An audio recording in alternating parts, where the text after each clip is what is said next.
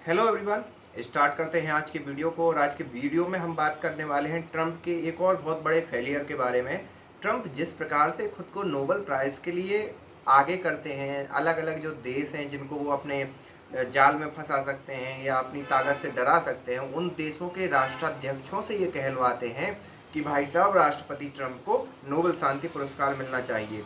और इसकी होड़ में वो लगे इसलिए हैं क्योंकि राष्ट्रपति ओबामा को ये मिल गया और यही से उनका एक प्रकार से नोबेल शांति पुरस्कार की भूख जाग गई।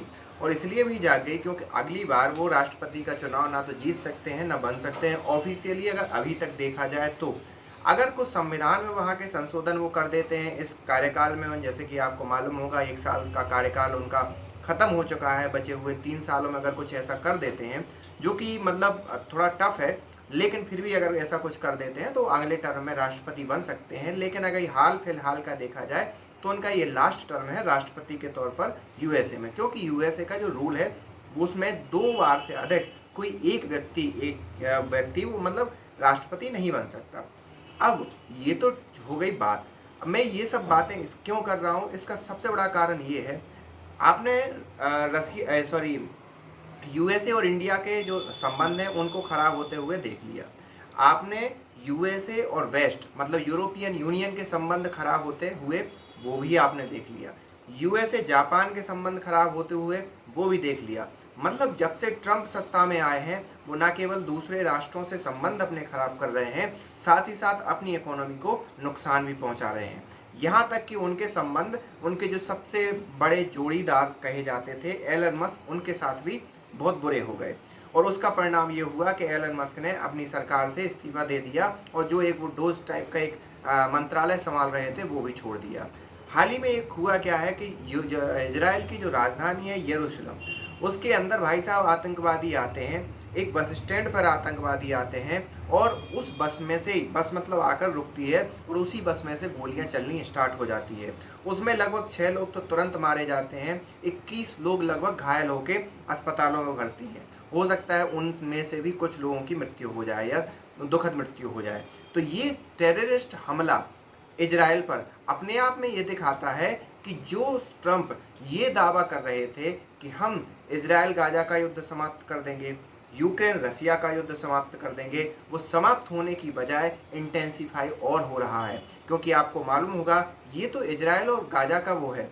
इसमें अगर हम बात करें यूक्रेन वाले मुद्दे पर तो भाई साहब रसिया ने बहुत ही बमबारी तेज कर दी है यूक्रेन के ऊपर। पहले तो उनको मंत्रालय तक को निशाना बना दिया, जो गवर्नमेंट बिल्डिंग थी कीव के अंदर, उनको निशाना बनाया गया, जिसमें वहाँ के प्रधानमंत्री के वीडियो उन्होंने बनाए। वहाँ के जो यूक्रेन की प्रधानमंत्री जो कि हैं उन्होंने वीडियो बना कर दिखाया कि भाई साहब रसिया किस प्रकार से हमला कर रहा है।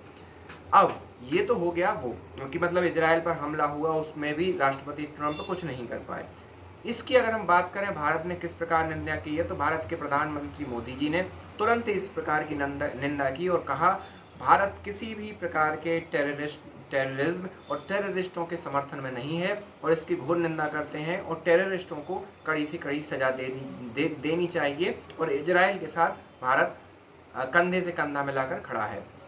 वहाँ से भी रिप्लाई आना था, तो नेतन्याहू जी वहाँ के जो राष्ट्र प्रधानमंत्री हैं नेतन्याहू जी, उन्होंने भी प्राइम मिनिस्टर मोदी के उसको रिप्लाई किया और कहा thank you prime minister Modi. ये सीधी सी बात है, आभार व्यक्त किया कि आप इजराइल के बारे में कंसर्न हैं और भारत और इजराइल की जो एकता है वो हमेशा बनी रहेगी।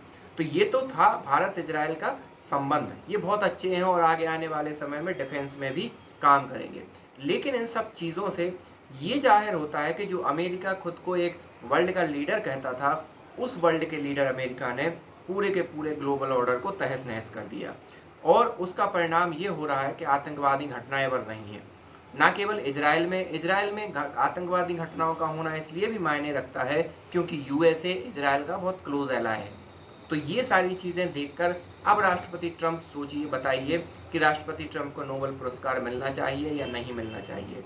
और रिसेंटली के इंटरव्यू में तो राष्ट्रपति ट्रंप ने इस प्रकार के अंदेशे दिए हैं कि वो आगे मतलब फ्यूचर में और मतलब नियर फ्यूचर में वेनेजुएला पे भी अटैक करने वाले हैं, जैसा कि अमेरिका करता आया है।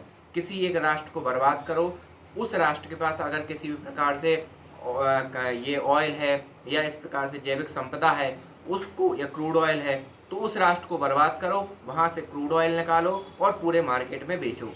तो ये हमेशा अमेरिका करता आया है, और अब उसने वेनेजुएला के लिए ये प्लान बना लिया। तो इसीलिए वो ये सोच रहा है कि भाई साहब हम वेनेजुएला का जो ऑयल है वो ग्लोबल मार्केट में डंप कर देंगे, और इसीलिए भारत पर उसने इतने टैरिफ लगाए।